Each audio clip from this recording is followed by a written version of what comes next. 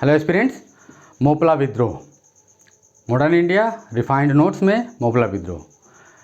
जिस प्रकार बंगाल में या अन्य जगहों पे अंग्रेज़ों का अपना भू राजस्व व्यवस्था चल रहा होता है, हर एक भू राजस्व व्यवस्था में टैक्स कलेक्ट करने के लिए वो जमींदारों को लगा दिए थे, भूस्वामियों को लगा दिए थे। किसानों से, रैयतों से, काश्तकारों से उन्हें भू राजस्व वसूलना था। मोपला में मालाबार तट में मोपला कृषकों को कहा जाता था और जैनमी जमींदारों को कहा जाता था। इसमें मुख्यतः नायर और नंबूदरी थे। टीपू सुल्तान के समय में टीपू सुल्तान ने जमींदारों से ज़मीनों को लेकर के रैयतों में बांट दिया था और अब अंग्रेज़ों के शासन में अंग्रेज़ जो है वो ब्रिटिश जो है वो जैनमियों में सारा जो ज़मीन है वो ज़मीन का जो अधिकार है वो जैनमियों को उन्होंने दिया, मतलब ज़मींदारों को उन्होंने दिया। जैनमी मालाबार तट में मैंने बताया कि ज़मींदारों को कहा जाता है।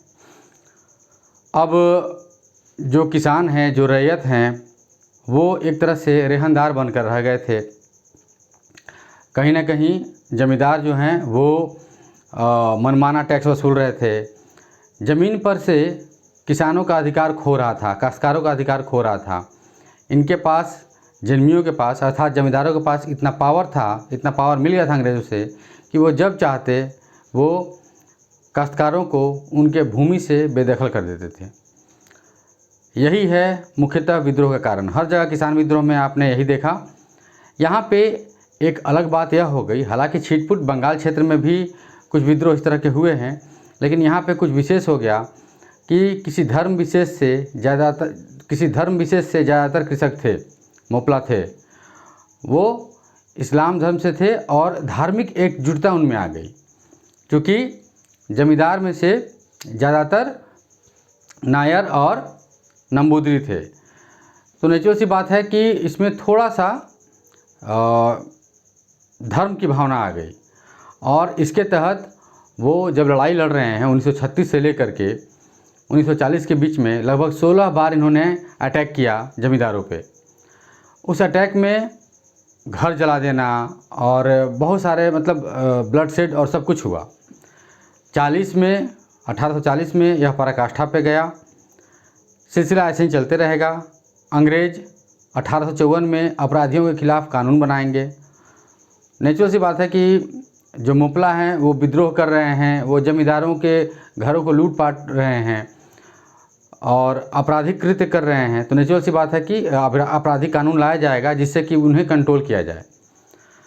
और जब कुछ कंट्रोल होंगे तो कोर्ट का सहारा लेंगे और न्यायालय में यह देखा गया है कि 1862 से लेकर के 80 के बीच में लगान के संदर्भ में लगभग 250% इजाफा होता है केसेस में, मुकदमों में लगभग 250।